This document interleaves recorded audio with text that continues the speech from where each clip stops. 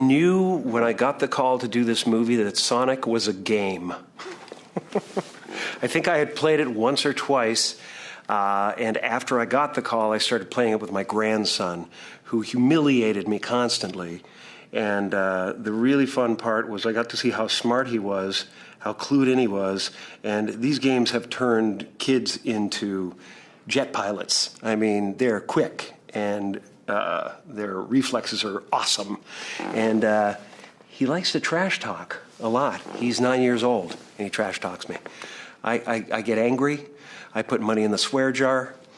And I'm actually a lot like Robotnik when we play. I think that Sonic represents the power of innocence, the power of play, the electricity in a pure soul who just is doing his life because there is fun to be had, and that's my philosophy about life in the first place. You have to find something to do in life that not only serves people, but serves you in your heart, makes you feel like a child, makes you go, I get to wake up every day and do what I love. And that's the dream for everybody, The wonderful thing about Robotnik is he is analogous to a lot of the insane ego that's running us, in all different kinds of realms of life. The greed, the avarice, the self-centeredness, the self-dealing, the lack of a conscience, that we see in a lot of different realms. Robotnik signifies that. He is a madman with a triple-digit IQ. And,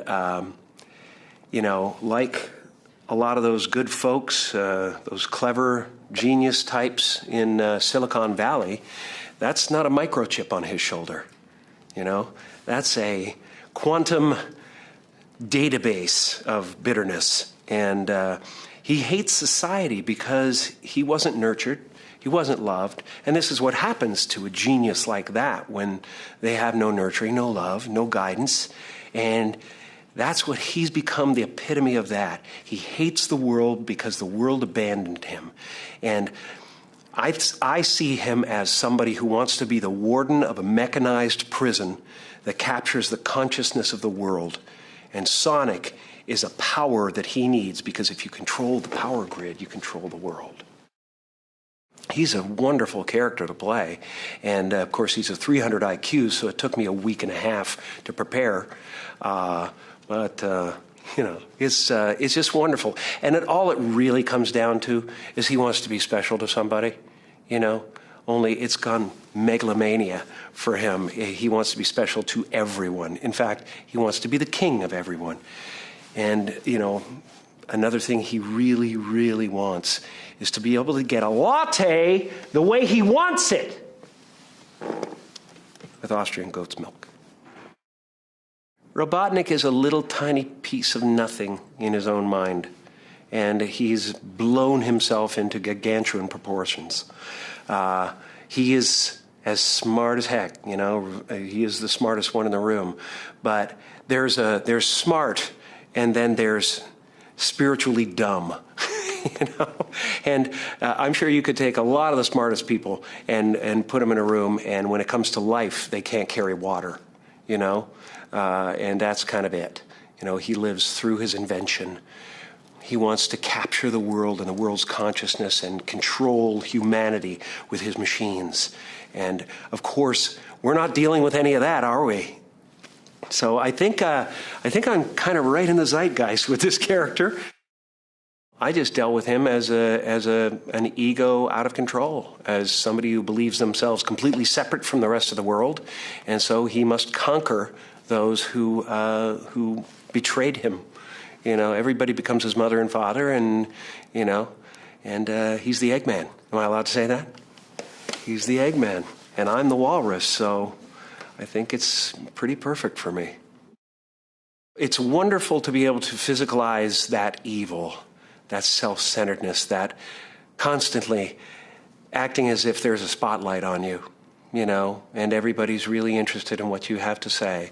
And if they're not, they must be banished. I think that it became a physical dance, and that's why we had that kind of weird dance sequence in it. It's very edgy. And the music, Evil Grows, was something I heard when I was a child, and I said to Jeff, what about that song, Evil Grows? You know, evil grows in cracks and holes and lives in people's minds. You know, evil grows in the dark. And it's kind of a cool song that I grew up with, but I didn't know if it was big in America or anything like that. And they all knew the song. I guess it was a hit everywhere. And they said, oh, we'll throw that on, see what happens. And it was perfect. It was just the perfect thing for Robotnik. And at the same time, we found out, shooting in Vancouver, that it was a Vancouver band that had written and recorded the song. And so it was just really cool kismet, you know? We brought that back from the Netherlands. I'm just having so much fun, honest to God. It's a great, fun part to do. And you get in the gizmos and the gadgets and stuff and fly around in that ship, and they've got that on a crane, and they're manipulating it and stuff, and you're just kind of got to imagine the whole thing. It's a real blast. I really liked it, really enjoyed it. They were a great bunch, wonderful, creative group of people, and everybody was open. And, you know, I make tons of mistakes, so I don't have any problem with people making mistakes. And I do think it's a collective thing. And the more fun you generate on that set, the more fun comes through the camera and arrests the people who are watching. So to me, a movie like this is silly fun. You know, there are themes in it that are kind of interesting and serious in a way, but you know, James Marsden, not only a good-looking guy, just a good guy down deep, real good guy, creative, open, and Tika Sumpter was just lovely and willing to jump into anything, and she was fantastic to be with. And Ben Schwartz is just a funny guy, really creative, and so having him be the voice is really a catch. Really a catch. Is there a cinematic character you've played that you would have maybe loved to have explored over the course of multiple episodes or multiple seasons? Well, you know, I had the opportunity. I mean, I was always somebody who wanted to move on to new territory and discover new things, so I never wanted to stick in the same idea too long.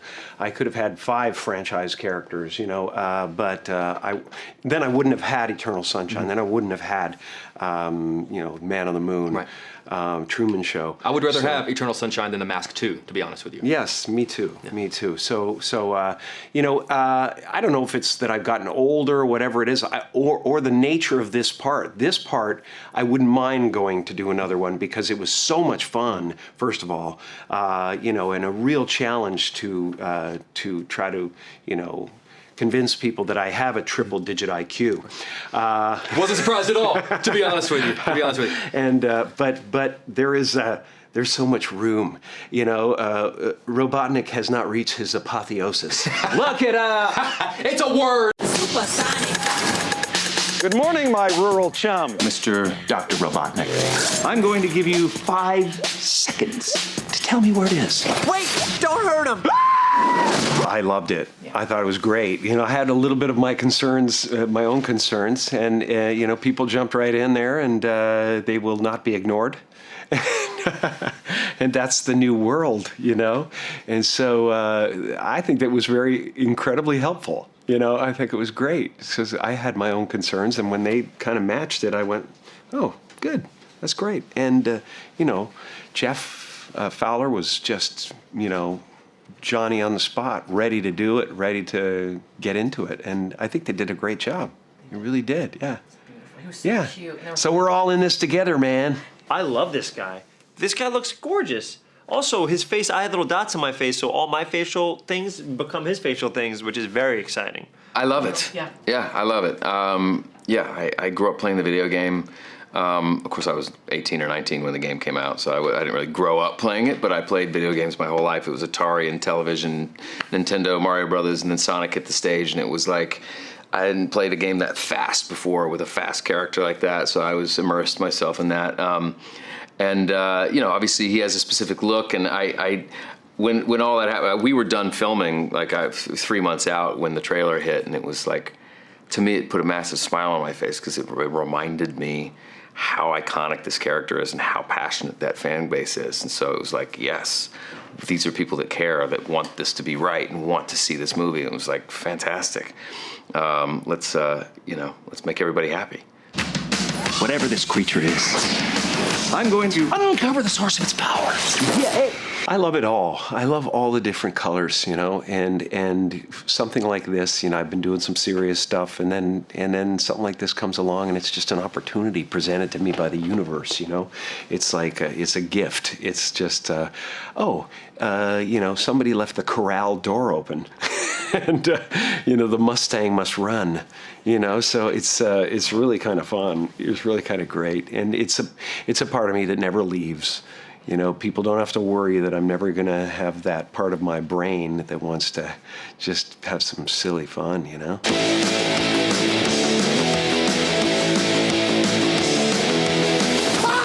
Honestly, I'm so gratified by that kind of stuff. Like, I have people coming up to me going, I just literally was the mask on Halloween, or new filmmakers that have just broken through that are going like, I started because of Dumb and Dumber or whatever. But like, it's really fun when you see like a little kid dressed up as the Grinch or something like that, or they come up to me in the street and, their parent says, you know who that is? That's the Grinch. And I go, I must find a way to stop Christmas from coming, and their parents go, oh, I thought it was makeup, So it's so fun. It's so gratifying. So, if I get lucky, if people like it and their kids like it, then, I get to see it next Halloween. And you could see a couple costume, like somebody could wear the first Dr. Robotnik version and then the second. Yeah, well, he's going to evolve, The plans to evolve him is really cool. Oh, give me a big fat break! That was an illegal left, by the way. I think they were drawn to me, the projects have always found me. Even if I don't know it, I'm not aware of it when it happens, and I think I'm making a conscious decision to do something, it always turns out a little while in or a little while after that I realize my subconscious mind is really my agent and my maestro, and it has its own plan. And when I write something, when I sculpt something, when I paint something, it's the same thing. It's like I can consciously decide to do something, and then invariably a year later I realize, oh, my subconscious mind was trying to tell me where I was. It was actually trying to tell me where I was. So it's a fascinating process to me, and playing characters is great too, because you look at a video game and there's not much to it. There's not much to the development of the characters, and you have to kind of like really flesh it out. And I look at it like, character like lightning starts from the ground up, And so all of that madness has to come from someplace. It can't just be madness for madness' sake. It comes from a feeling in this character of absolute worthlessness, combined with genius. So he wants to own the world. He wants to control the exterior and the interior of every human being. He basically is at war with the world because he was neglected by it, So it's fun to play. Oh my God, stop the car right now. What? The world's largest rubber band ball? We gotta see it. So within the lines itself, we had a great script. We had two incredible writers write an incredible script, which always starts like that. And then Jeff Fowler, the director, who I think did an incredible, do you see the movie? Yeah. He did an incredible job. Yeah. It's his first big feature film, and I thought he did such a good job. When we're in the booth, even beforehand with a table read, if I had punches, if I had pitches, I could say and do whatever I want. Because for me, it doesn't cost them extra money. We're not rolling cameras. I'm in a booth, you know what I mean? So we could do whatever we wanted. So, and I also, just because I really cared about this movie, I would even say, hey, if I had an ADR session, can I come in an hour early, watch whatever we've done in the past, just in case I can think of any new jokes? And he would be like, of course, yeah, you want to make it funnier? Yes. So I came in a couple times, saw the movie myself, just so I can keep punching myself up, which I thought he gave us such a leash to be creative and to be wonderful, and I think it really shows in the film. You're right. It was lame. Gift shop was cool though. Oh yeah, Well, there's one crazy thing that I knew wasn't going to go in, but I don't know if you ever played the video game. When you start a Sega Genesis, or for this game in particular, when you start a Genesis, there's a thing that goes Sega, and I was like, oh, you know what? We should record me doing that. So we had me harmonize with myself in 10 tracks, like when you're going Sega, Sega, Sega, and do it like that. And I was like, can we put that at the beginning of the movie? He's like, let's do it. And so it never got put in the movie, but I have it on my phone. It's a very silly specific that maybe some of your people that watch this will understand. Let me show you how it's done. So should we get out of here? Yeah, time to go. The way that I approached it is, first of all, I played the games, and I realized how fast that he ran, and I was like, okay, I want to find a way to bring the speed and energy into the performance. And then I read the script, and I was like, you know what this is? Let's strip away that it's a hedgehog. It's a little boy that is really excited to do things and has never been allowed to do things, and all of a sudden now he's allowed. He's allowed to have a friend, he's allowed to do all these things. If I could find a way to bring the energy of being a little kid and like show, oh my God, we can do this, we can do this. I was like, if I could do that, I think then people will really connect with him a bit more and almost be like, oh, it happens to be a kid that looks like, you know what I mean? And then like the bromance works better, and then the heart works better, so that was the goal. I always want to do this. Nailed it. John Ralphio. Although when Sonic gets hit by anything, he loses all of his coins, all of his rings rather, all of his rings. So it could be Sonic because one hit and all of his rings are gone. But John Ralphio just doesn't know what he's doing. I mean, he loses money, not even understanding why or how. I think there's one callback to John Ralphio. I did a couple of Jim Carrey impressions in this. There's a clip where I have a fish on my head and I go through this thing where it's like, I did this, I did this, I did this, there's a fish on my head. And I tried to do it like, there's a Dumb and Dumber line, this is very nerdy, but where he goes like, da-da-da, da-da-da-da-da, our pets' heads are falling off. And I tried to emulate him. And there's one more that I haven't, the clip hasn't come out yet. Because I was like, how funny if I did a little bit of Jim Carrey impersonation, like in just like a sentence or two throughout the movie. So there's one more that is a total emulation of him as well. But for John Ralphio, I think we did one, the worst. I think someone calls me the worst, but I don't sing it. All right, get in the truck. Really? You're gonna help me? I guess it is a little bit my fault that all this is happening to you. Yeah, I guess I've been in a few of them. It was Enchanted. I was a little squirrel like running around next to me, and then Hop with Russell Brand doing the voice of that. It's fun. Like I have 3 kids, and sometimes it's nice to do a great film. That like we have this conversation so many times. I get my 18-year-old, my 14-year-old, my 7-year-old, and sit on the couch and go, what movie can we all watch? And it's a tough one. Like there's not many out there, but like this is the kind of movie that we can all sit and enjoy, because there's the action and the cute character, video game character that the kids will love, but then there's the humor that the kids will also get. But the adults, it's sharp enough for the adults. They'll love to see Jim Carrey back in pure form, and this iconic character that they grew up playing on the video game come to life. So yeah, it was like a no-brainer for me. Yeah, I want to be a part of that world. That doesn't sound good. No, thinking is bad. Get rid of it. I'm trying. Throw it out the window. Throw it anywhere. Yeah, it's really just, it takes a commitment to making it feel as real as possible, right? It's like, let's not oversell it that it's, you know, a cartoon, right? Like let's keep the dialogue real, make it feel like it's 2 buddies who are kind of an odd couple at first. And it can feel very natural. The banter and the back and forth can feel, and knowing that Ben's going to go in and kind of crush his voiceover performance. And the trickiest part is like when you're looking at him, like there's nothing there. Obviously, it's a tripod with a piece of green tape or a blue stuffed animal. So you really have to use your imagination. And but really, on the day, you could be just looking at anything. It's just imagining what the scene's about. And I would always imagine just like a little 12-year-old kid who's just excited to go to Disneyland or excited to see the world, and like you have to like keep him calm, and you know, but you're charmed by him as well. And that was it, and just kind of roll with that. I mean, yeah, there's always moments on set where you're just like, what am I doing? I do this for a living. People pay me to do this. I'm staring into middle distance, nothing, talking to an imaginary friend, and that's my job. Like what? I'm holding a blue beanbag, pretending it's a talking hedgehog. Like, okay, this is why people in Oklahoma where I grew up said like, are you sure that's a career? Are you sure you can do that for a living? I don't know. But so I've been very lucky to make a career out of it. But it's fun for me. It takes me back to being a I was so looking forward to this movie to see how you were going to bring this character to life. Yeah. And you can dance. You're an amazing He's the dancer. most, the smartest person on earth, so I had to work on it for a couple of weeks. Yeah, he's a genius. You're a genius, too. Well, there's genius in the world, Yeah. I'll give you that. And sometimes I get out of its way. But I wanted to know, because just recently you had a beard. You have this beautiful stash in this movie. I am morphing all over the place. Yeah, and then you don't have anything now. I'm What do you shapeshifter. prefer? I prefer being rail thin, and I really liked my beard. It depends on the did. mode. It really depends Yeah. on the mode. I did. I dug it. People thought I had answers. Yeah, do you miss this? You're going to bring it back. Oh, it'll happen again, It'll for sure, happen, for sure. Yeah. Now, my kids are really excited about this. People because think it's laziness, but you actually have to work a beard. it's harder. You really do. It's harder. Yeah, you got to keep it trimmed and beautiful. And oiled. Shampoo. And stuff, yeah. And guys with beards turn in movie theaters and goes, "Have you tried something, Moroccan oil?" And stuff like that. They give you tips.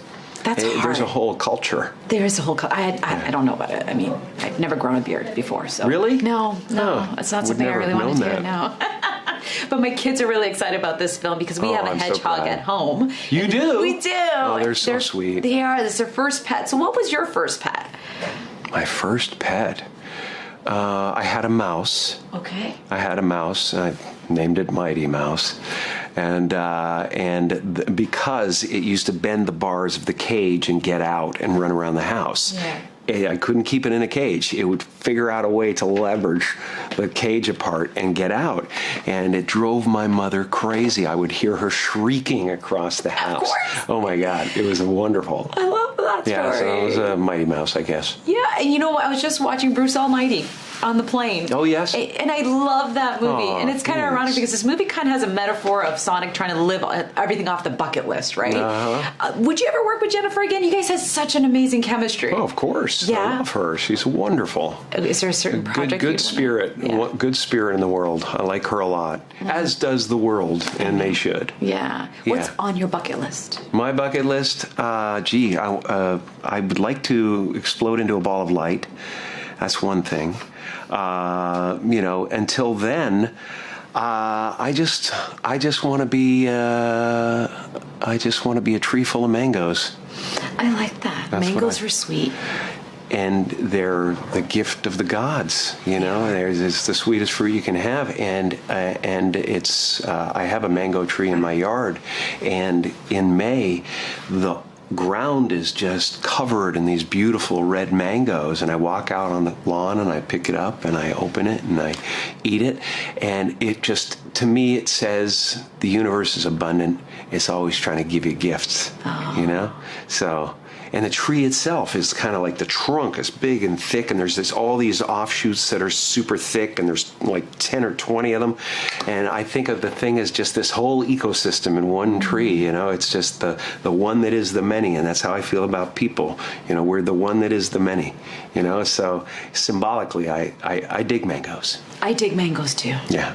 Well, first of all, this is an absolute honor. Thank you. I've been Me watching too. you all my life, and the physical comedy that you have done has been incredible. And I always wanted to ask you, does the physical aspect of the acting come first or the dialogue? So if you're looking at a scene like in Liar Liar when you're writing with the royal blue pen, or you're Right. talking with your butt in Ace Ventura, or a dance scene in here, does the physicality come first or the dialogue? I think that the physicality is inspired. It's like the grounding is, the lightning comes from the ground. You know what I mean? Yeah. You think it comes from the cloud, but it comes from the ground. It comes from the belief in the character, the belief the character has about himself.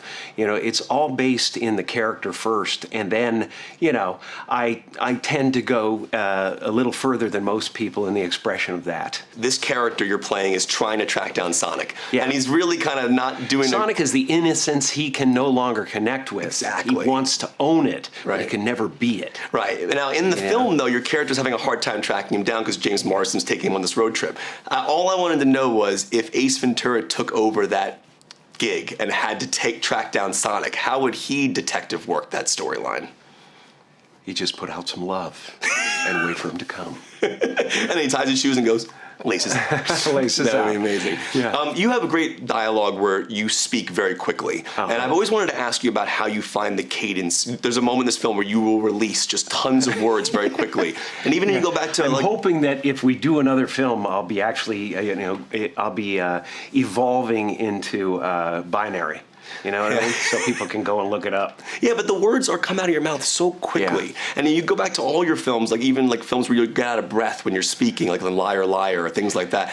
Do you have to find a certain level of those words and the cadence of how they're all going to fit together so you can speak them so quickly? Is it written that way? Yeah, they have to be put together in a way that can flow. Yeah. And then sometimes I'll have time and I can actually commit them to memory and get to the point where they become something that is shifted from the left brain to the right brain, and I can forget about the words and it can just spew out, and it's just basically sound and music, But occasionally it's something I think of at the last second. I say, well, what if the guy turns into a robot in the middle? He wants to be a machine so badly. What if he, and turns into this mechanism that can just spew out this insane dialogue, and I'll have to put it on a card and just go, or put it on somebody's forehead, whatever. I generally am like generating a lot of new ideas, when I learn the script, and then, by the time I go to sleep and I sleep on it and I get up the next day, I've got, 10 or 15 ideas that I want to plug in, and 5 that I can remember, and the rest of them I'll put on cards and hang them from the ceiling and do whatever. And if they come into my consciousness or my field of view, then they happen, or whatever. So it's kind of its own video game, Yeah. And before the interview, we were discussing there's a great line in the film. See, this movie does a great job for adults too, because there's dark humor in there, and there's a line where he got to speaks do about something for the adults, man. That's what I wanted got to to ask enjoy you. the movie too. Plus, the people who started playing this game are now adults with children. But that orphan line speaks to who he is. Yes. And so does the story about him being punched in the face. Yeah, rub that in my orphan face. Right. Those stories speak to him. Yes. So, but they tell us who he was and why he's the way he is. Right, because I had to figure it out. Who's this guy? What's the organic seedling that created this megalomania? So to me, there's nothing like the combination of genius and a sense of absolute worthlessness. And where does worthlessness come from except neglect, abuse? So I figured there's no way this guy couldn't have had parents. He had to be part of the system. Again, so he grows up creating systems. Wow. Well, they're wrapping me up. I just want to show you something real quick. I have my tickets since I was a kid. This is Liar, Liar, so on my birthday. Oh my God. Batman Forever. Oh, dude. Me, Myself, and Irene. You're amazing. Truman Show, and then a really faded Ace Ventura ticket. Oh my God. Wow. That is amazing. I don't mean to be lovely. But this question is something I'm curious about. Yeah. I know you're going to get a lot of questions today about the CGI and the beginning CGI and then the new CGI we see. I was just curious, when they fixed it, did you have to do anything else in the fixing process? Good question. I did not, because throughout the whole process, when I'm watching it, oftentimes it's just a stick figure or an animatic. Do you know what that is? Just kind of like a blocky type version of what it would be. Previs. Yeah, exactly. That's exactly the term. So for me rather, my performance was constant throughout, because I always saw different versions of it. I never saw kind of what it was going to look like in the end. And then by the time this redesign happened, it just happened to be that in my head I was like, oh, this is what I kind of saw the whole time. So my voice coming out of this version of it really made me so happy, because I was like, it fits kind of. You've seen the film. I think it fits pretty well together. It does. Did they put dots in your face? They did. I have a picture. I wish I could bring it up. I was curious about so how they did that. dots, and then they put one of these cameras in front of me that you're tethered, which is funny as someone who does a lot of voiceover. So like when I'm moving around, this thing is shaking and it's like all weird. So a lot of the face stuff is taken from how I move my face. Wow. And then the incredible CG people use that as inspiration to kind of make Sonic look the way he looks. What's interesting when you watch him run is how calmly he speaks while he's running. Yeah. And it's an interesting thing, because he's going 300 miles per hour, how fast he's going. Yeah. Did you have to take into account that you would be talking while he's running? Did that change at all the way you voiced him while he ran? Great question. One of the things that I thought about was that that he does it all the time and he's super confident. I feel like also he's never really had a villain like Robotnik before. He's never really been defeated. You know, when he was a baby, he went through obviously a tough experience, but so he's so confident that when these these very high intensity situations happen, he's still cracking jokes and whatever because he's going to be fine. So it's only until he sees Jim Carrey. So when he's running, he's so confident and he's, you know what I mean, that he can, I don't have to do it. But whenever there's efforts, like pushing, whatever, I would talk through those efforts. But running, I thought he's done it so many times. Yeah, it's cool. Obviously, with Sonic being CG, on set, what are you given when you're physically touching him? Like if you high five him, or good question. what do you touch? Right. Yeah. So it's easier when you're just looking at him, right? Because it's like a C-stand with a little piece of tape, or they stand up a little stuffed animal there. If I'm holding him, there's a blue bean bag, like a shot bag, so that there's weight. It looks like because if you're just doing this, it doesn't look like you're holding anything that has weight to it. So it would be a green or blue. Green because it's chroma key green. It's easy for the CGI artist to take it out. Yeah. Beanbag, about 12 pounds. There was discussion about how much Sonic weighs. How much does Sonic weigh? How tall is he and how much he weighs? I'm gonna get this wrong, but I think he's like 18 to 20 pounds, something like that. That's interesting. I could be wrong on that. I'll have to ask the showrunners again. I'm really curious about that. You know, interestingly enough, the character is incredible. And now, when the first trailer came out, the CGI was different. They finalized the CGI later on, and the version we're seeing now is incredible. Yeah. Did you have to do anything else during that fix? No. So you had no scenes to redo. It was just him being fully CG. It was a whole thing that the filmmakers and the computer artists took care of, on a whole separately. We were already, we were 3 months done shooting the live action stuff. So I was on to another project. I just kind of heard about it and saw this sort of wave of people come out with their voices, and it was like, holy crap. I knew that this was a popular character, but I didn't know that there were so many fans that were this passionate about it. So to me, it was like a great thing. Yeah, I'm glad it happened because he looks amazing in the film. Yeah. Good to see you. Good to see you too, always. Congrats on this. Thank you very much. It's all me. It is 100%. All eyes on you. Yep. Forget the blue guy. Yeah, forget the guy in the red. I don't really recognize him. It's great. It's fun to sit here and talk about it in a movie that you are proud of and excited to see yourself. And talk about being shrouded in something iconic. I mean, you were probably a gamer, probably still are a gamer. I was very much so. If I were to look at a pie chart of my life and the time spent on a video game, it would be probably a good 25% of my life was spent playing video games. Did your parents ever break out pie charts and say, had you been investing instead of gaming? Here's the amount of time you sleep in life. Right. It matches the amount of time you spend on video games. You have to stop. It was. I grew up in that era. It was Atari and in television and the Commodore or whatever, sure. and then Nintendo obviously and Sega Genesis. It was just I think I had every console at one point, and so to be a part of seeing this iconic character come to the screen is pretty special.